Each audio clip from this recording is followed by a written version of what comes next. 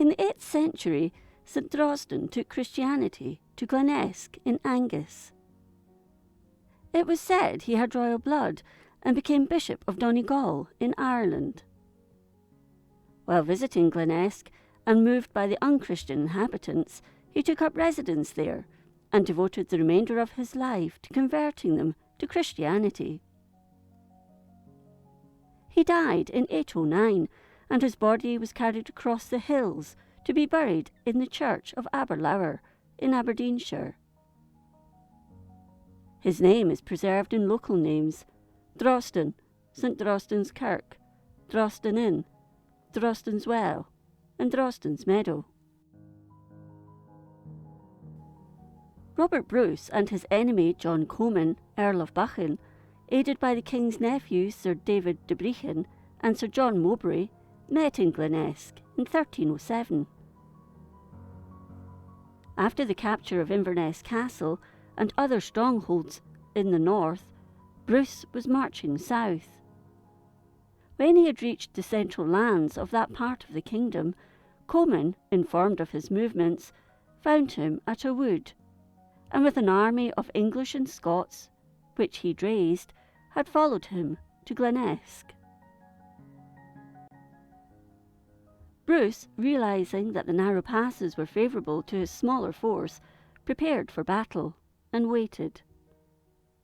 Comyn drew out his army in a long line, thinking that his opponents would panic at the appearance of them. But when he saw they maintained their positions, he didn't seek engagement. Legend has it, though, that Bruce and Comyn actually did fight a bloody battle at Glenesk, and that the cairns on the hill of Rowan are the graves of the slain. It was also believed that a large whinstone with a cross rudely cut into it was the stone on which Bruce raised his standard. Another stone among the trees at Ardagh was where he sharpened his sword after the battle. So the story goes. Around 1593, Sir David Lindsay began mining operations in Glenesk. This work was carried out fairly regularly over the next century.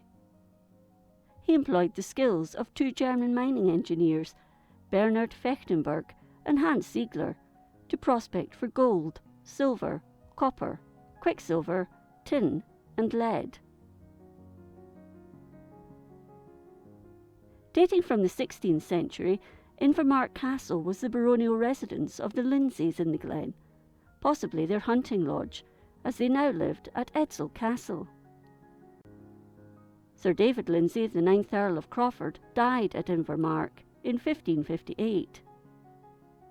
The tower may have been specifically designed for keeping watch against the incursions of the Caterans from the north. It was said that once the Caterans had carried off about half the cattle and sheep in the Glen following a victory. In attempting to regain them, no fewer than 5 Glenesk men fell in the struggle, while about a dozen were taken prisoners. They were only returned on the payment of a large ransom. James Graham, Earl of Montrose, visited Edsall in 1645 and turned his attention to Glenesk. Here he burned the church to the ground. During the time of the minister, the Reverend John Scott, he accused the Episcopalian minister David Rose of being the illegal meeting-house keeper, and was widely regarded by his parishioners as a spy for the Hanoverian government during the 1745 Jacobite uprising. They credited him with prohibiting the wearing of that part of the Highland dress called the plaid, philibeg, or little kilt. They also believed he was responsible for the 1746 visit of the Argyll Highlanders, who torched the land and burned down the Episcopalian meeting house. In fact, it was government orders. On 23 January 1749, as Scott was passing the ruins of the meeting house, he was thrown from his horse and killed. The incident was not lost on the Episcopalians of the parish, who saw it as divine justice.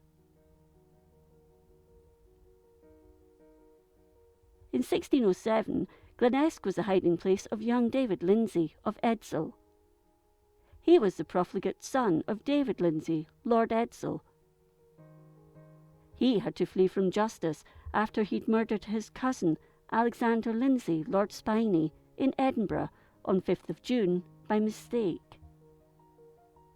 He hid at Invermark Castle, and the Eagle's Loop was the scene where one day he escaped by leaping over the rocky chasm into the River Mark, while some of his pursuers, attempting to follow, fell to their deaths into the chasm. The Glen was also refuge for a rebel Jacobite from around 1745. Bonnieman's Cave, a large cave with a narrow mouth near the foot of Cramond Hill, was the hiding place of the rebel Laird of Balnamoon, James Carnegie Arbuthnot. Despite rewards offered, he wasn't found. He was much indebted to the locals for not giving him away. One cold, wet day, he was sitting by the kitchen fire of a farmer at Glenmark, disguised in ordinary clothes. Soldiers searching for him entered the house. Then the farmer gruffly ordered him to go and clean the byres and make room at the fireside for the strangers. Balnamoon didn't need to be told twice. He made himself scarce and retreated to the safety of his cave. Glenesk has also been the scene of some tragic incidents. One was the drowning of the two White brothers, David, aged 27, and Archibald, 18, in the River Mark at Grip Dyke in Glenmark in October 1820. One of them, having leapt across the narrow passage, fell back into the torrent, and in a moment was engulfed by the water. His brother's impulse was to help him, and threw himself into the river to save his younger brother. But he shared the same fate.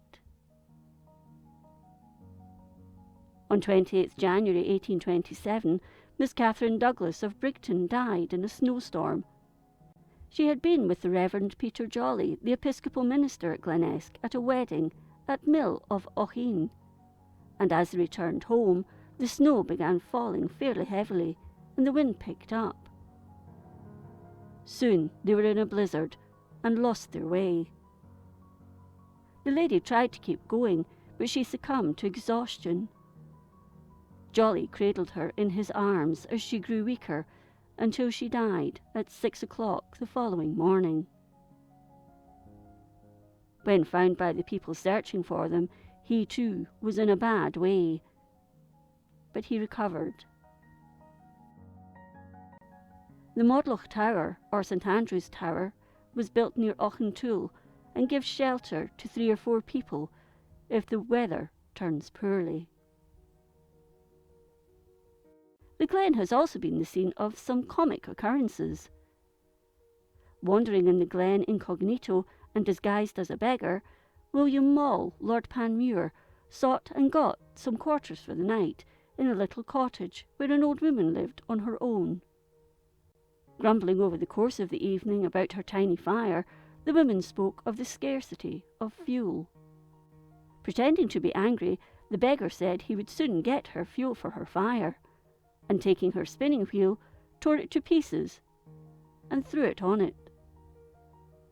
It filled the cottage with light and heat, but the poor woman was beside herself at his actions and launched a tirade against him. When he finally consoled her, he told her she would be handsomely paid compensation for her burnt spinning wheel. There is a conical monument to the Malls on Hill of Rowan. Commissioned by Foxmall Ramsay, 11th Earl of Dalhousie and 2nd Lord Panmure in 1866, it's a memorial to his family members. Before the Ganache Bridge spanned the River North Esk, the tenant of the adjoining farm at Wood of Edsall was James Black, a rich old man with no family. In 1731, several lives were lost in attempts to cross the river at and near Ganache. The spirit of one of those drowned called on Black on 3 successive nights and asked him to build a bridge to prevent further loss of life. In 1732, at his own expense, the first Ganache bridge was built, thanks to the 50 merks he'd left in the care of the Kirk Session at Fettercairn. It was said he built it to the parapets with his own hands, on the exact site the spirit had pointed to. This spirit, however, was none other than one of his wily neighbours, tired of the long trips round the river and having to cross dangerous fords. It was widened in 1795 by Lord Panmure and Lord Adam Gordon. One of the most noted people from the Glen was schoolmaster Alexander Ross. He was author of The Fortunate Shepherdess and was a prolific writer and poet. The epitaph on his headstone in the old churchyard at Lochlee reads, "Erected to the memory of Alexander Ross, A.M., schoolmaster of Lochlee, author of Lundy and Norrie, or The Fortunate Shepherdess and other poems in the Scottish dialect. Born April 1699, died May 1784. There are also some lines of a poem beneath this inscription.